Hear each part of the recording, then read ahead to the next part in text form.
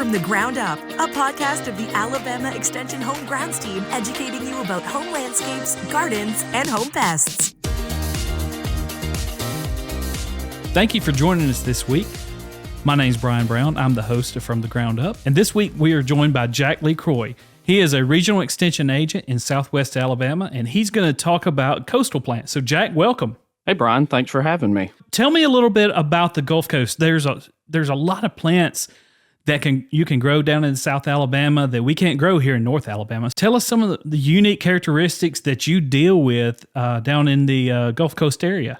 Well, I'll tell you, so I'm originally from North Alabama, so I've gotten kind of a firsthand experience of how different things can be from North Alabama to South Alabama. So I'm currently in Mobile, Alabama right now. And there's a lot of things that I've learned since being here in 2017. You know, a lot of plants down here. I always tell my clients and my master gardeners that, if you're from another part of the state or another part of the nation, you might as well just go ahead and forget everything that you've learned about gardening.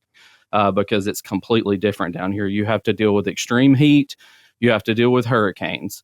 You have to deal with humidity. A lot of people don't realize that we are in the top 3 yearly for rainfall in North America, which can make things very, very difficult. So that's just a couple of examples of why it can be a little difficult trying to garden and do anything horticulture related down here in South Alabama. Yeah, I know that a lot of plants are grown down there. So things like azaleas. I know azaleas are huge down in the Mobile area. There's a lot of nurseries that grow those, and really just nurseries are growing all kinds of plants down there. So it's a very unique environment, but there are some great benefits. You know, you get to extended growing seasons. You get a lot of things like that, but there's also the dangers and the pitfalls that come with gardening in that environment. Oh, yeah. So there's definitely the pros and the cons for sure. Just like with anything, I do enjoy growing citrus now that I didn't get to grow in North Alabama.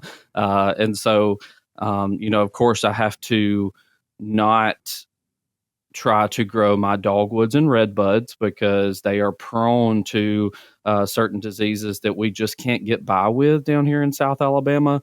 So if I want to enjoy those, I'm going to go back up to Huntsville in the spring and see the beautiful dogwoods and get my dogwood fix so I can enjoy those and not try to grow those down here in South Alabama. So that's just kind of one example there. Yeah, so what kind of plants do grow well down in that environment? And let me ask you this. The Gulf Coast, the immediate Gulf Coast, like Gulf Shores, Orange Beach, that area, how does that differ from the Mobile area where you're located? This gets into kind of, the different hardiness zones. Mobile and North Mobile County, North Baldwin County, they're a lot different than the south parts of their county. So you've got Dauphin Island in Mobile County, you've got Gulf Shores, Orange Beach, and Baldwin County. And when you think about it, there's actually a total zone difference from the north part of those counties to the south part. And so south part of Mobile and Baldwin County, you start to get into 9A in the hardiness zone. And that's where we really have to consider the salt tolerance of certain plants.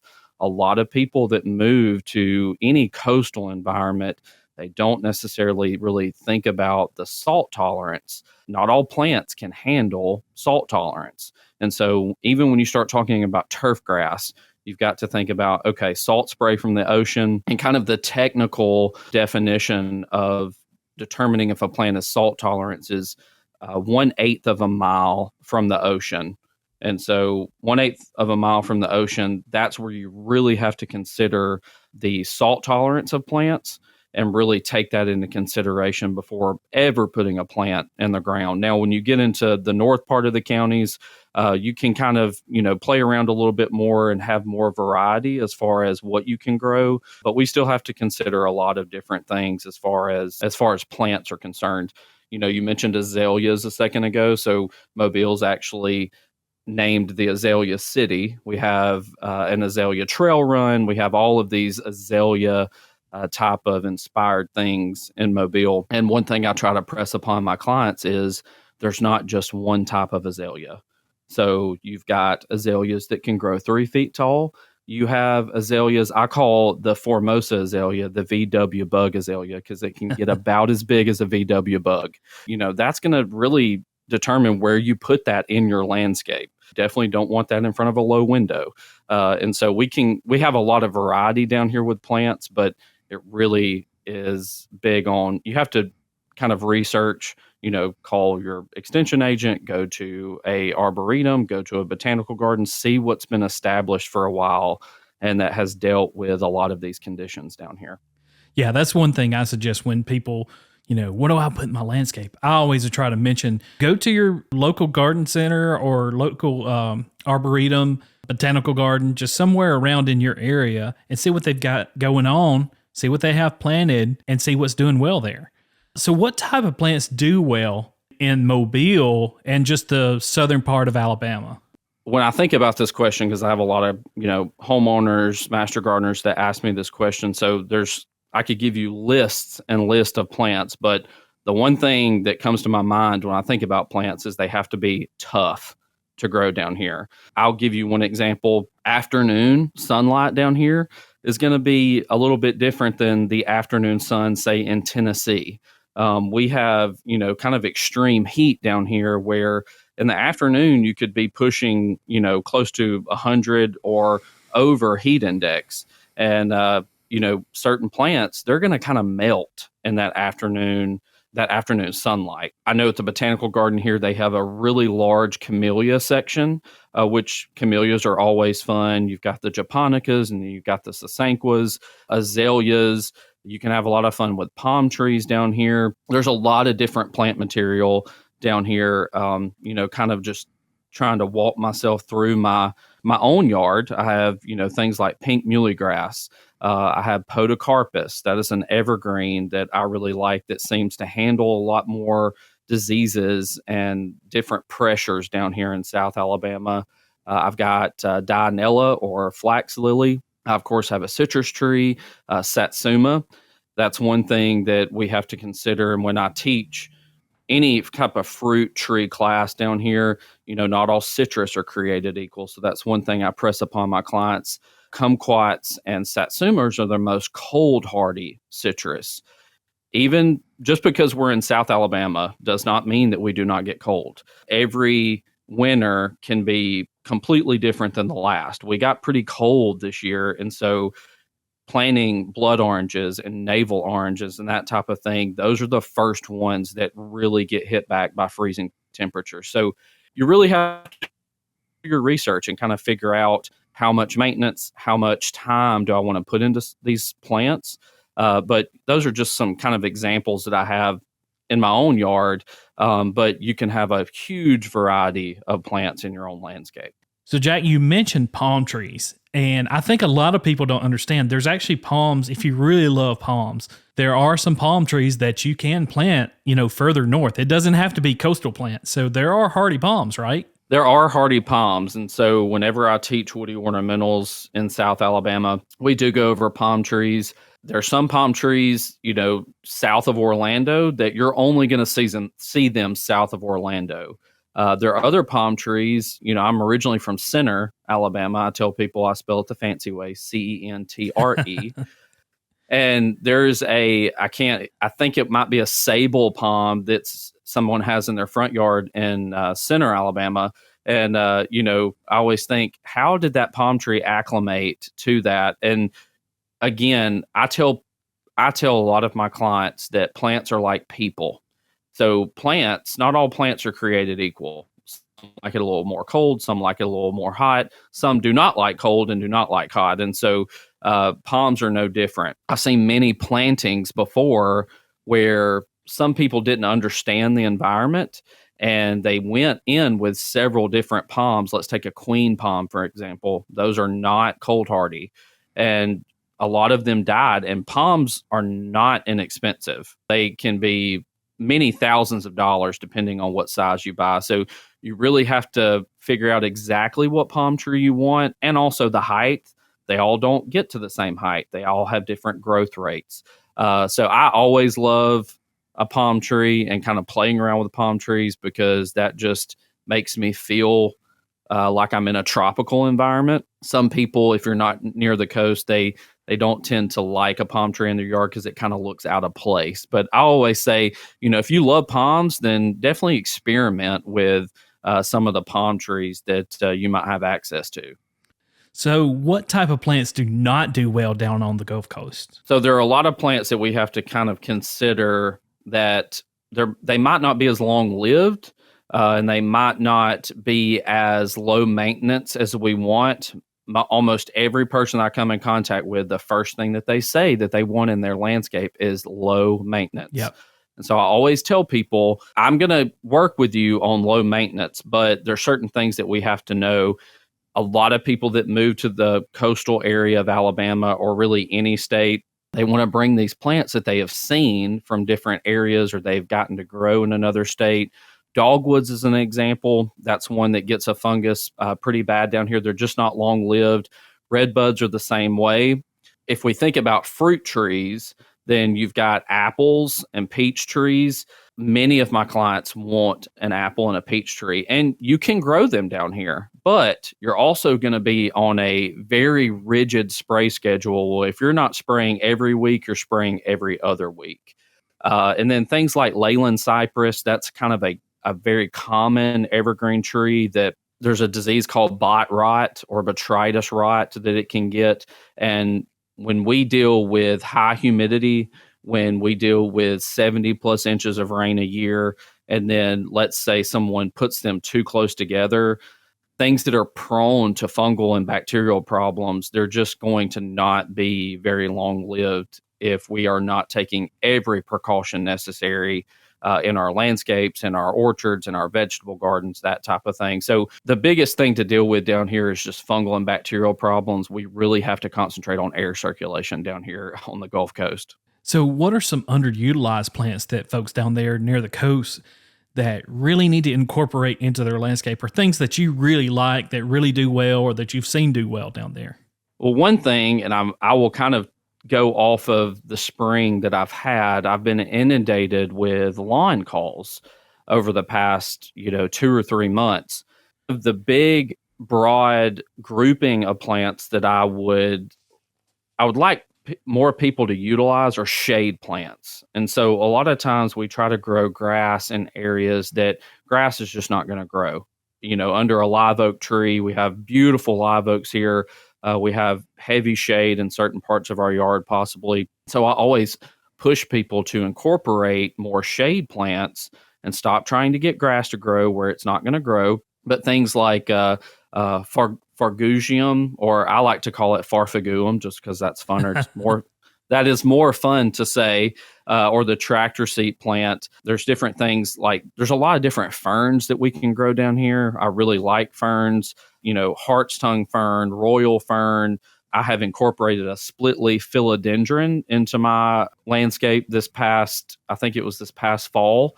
And so that gives more of that tropical vibe, but it came back through our winter, and they usually come back. There's a lot of different types of shade plants that I try to incorporate different things. I've already mentioned one with Podocarpus. That's a really good evergreen that I really haven't seen a lot of issues with.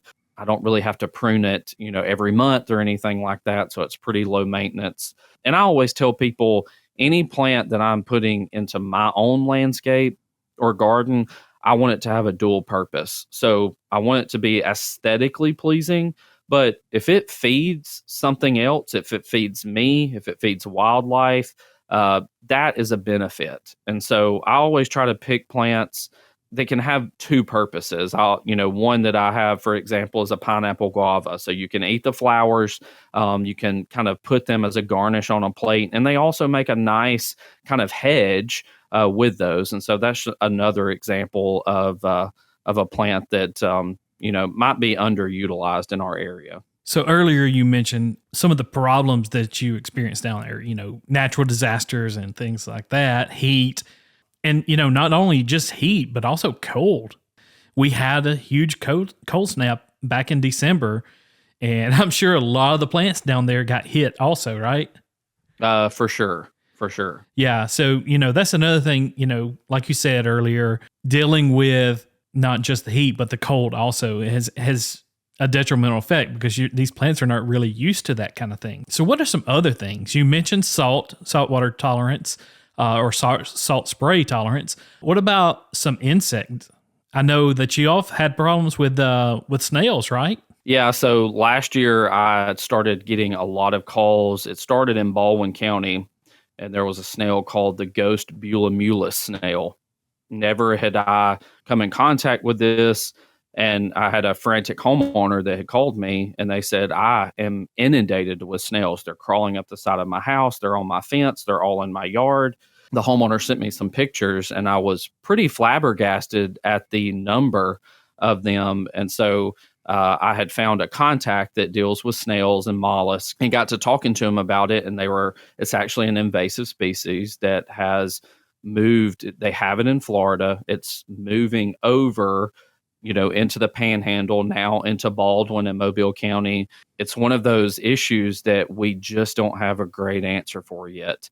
And I try to press upon a lot of my clients that, yes, we are in the year 2023, but there are still a lot of horticulture questions that we don't have the answers to yet. And so a lot of my homeowners and clients, they want me to give them a quick spray or something that they can go buy, and we just don't have that. So I heard of a lot of innovative yet not probably wise treatments for the snails because people were just really fed up.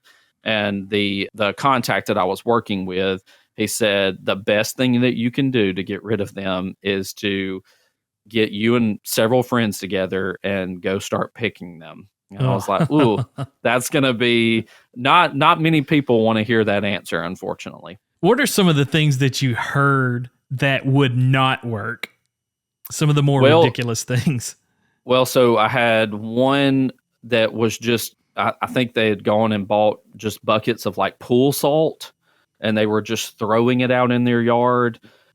And, that kind of gets into a lot of the soil issues, because if we don't have the research as to what's going on when we apply a product, then we don't really know what we're doing to the microorganisms and the insects that are already in that soil. And so you really could be killing a lot of beneficials by applying something that we don't know how to apply. Again, we see a lot of things online that we can make a video look great by, we sprayed this concoction, look at this beautiful plant. Well, is there really research out there to support it? That's really something we have to consider with really everything that we see nowadays. Yeah, throwing salt on your yard is a very bad idea. Right, exactly. So Jack, tell me about some of the unique characteristics about the Alabama Gulf Coast. Well, I will tell you that I'd never really spent much time on the Alabama Gulf Coast. When I was in North Alabama, we would always travel Destin or Orlando or somewhere, either going straight to the beach or going to Disney World, something like that.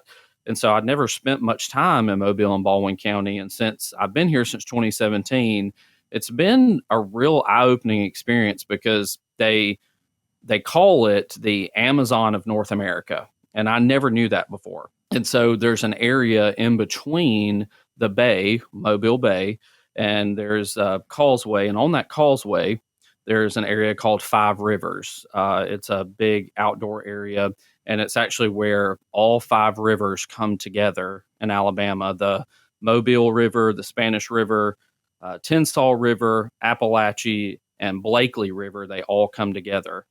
And the biodiversity, they say, is one of the most biodiverse areas in all of North America. When we start talking about salamanders, snails, crawfish, turtles, you can see so many species. And so that was kind of an eye-opening experience for me when I moved down here, because I never knew that such a biodiverse area, and Alabama is very biodiverse in the state regardless, but I never knew this area really existed until I moved down here and really got a really good glimpse of everything that you can see down here in South Alabama. Yeah, I think a lot of people don't understand how special and unique the entire state is. I think we may have moved up to number 4 now in biodiversity, and it's just a really unique state. And it really is Alabama the beautiful. It's a beautiful state. I love North Alabama, but the South Alabama has its beauty too. And such biodiversity is always really unique to see and understand. And when you know and you understand how unique it is, you appreciate it more. And, we encourage people to get outside and go see these things. Yeah. I mean, I always miss, because I had spent a lot of time up in Little River Canyon. And so that's kind of where, Gadsden Center area, that's where I spent a lot of my time. But then still being able to be in the same state and coming down here and being surrounded by water, marshes, just the huge biodiversity, getting to see alligators and all that type of stuff. It's kind of, you kind of forget sometimes that you're in Alabama, depending on what part you go through. So it's definitely kind of a secret with, again, my whole life, I never really paid attention until it took me moving here to really see the uniqueness of South Alabama. Yeah, and I could say the same thing about North Alabama. I lived in Auburn most of my life, and coming up here to North Alabama, every morning I drive across the causeway into Guntersville, and it's just really unique to see, not just the plant life, but especially the ducks and the birds that are along the lake.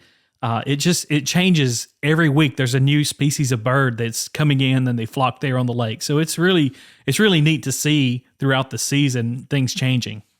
Oh, for sure. For sure. It's, I tell people, if you ever go to a certain area, like if you go to a park or you go to kind of an outdoor recreation area, go every season, because usually you're going to see something completely different depending on the season and the time of year.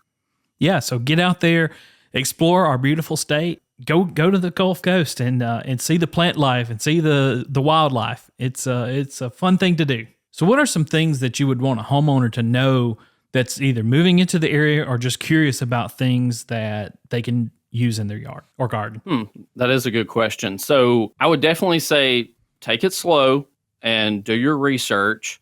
Again, if you're from another part of the state, and even, when I teach, I always say, if you're from Birmingham, if you're from Huntsville, yes, that is the same state, but it is completely different. And so, plants that you might have been able to grow there, you might still not be able to get away with them down here in South Alabama. I tell a lot of people all the time, my job is to help save you time and money. And I try to do that by helping you make the best decision. So one thing I try to get my homeowners to realize is just the amazing amount of rainfall that we get. That causes it's a good thing, but on the other side, it can be a bad thing if we have made wrong decisions in our landscape. So if we have planted plants too close together, if we have an irrigation system, you're going to have to be mindful. I can't tell you how many times I drive through neighborhoods and businesses, and their irrigation systems are on, and it's coming a 4-inch rain. And I think that's pretty common. We see a lot of that a lot of different times, but there are devices you can put on your irrigation system for it to cut off if it senses rain.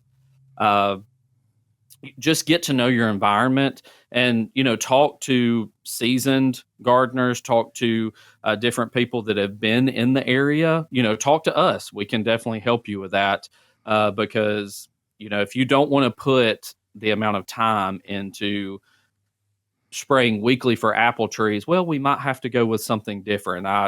Everybody always asks what type of fruit trees are low maintenance here. I always say figs, persimmons, and citrus. Those are the 3 most low maintenance down here as far as fruit trees are concerned. Everything else, you're going to have to put a lot more time into trying to get that fruit from. So just learning a couple of things along the way. Well, Jack, thanks for joining us today. We appreciate your insight on living in the Gulf Coast and South Alabama. So as always, if you have any questions, feel free to reach out to any of us agents and we'll be glad to help you. So until next time, thanks. Thanks, Brian.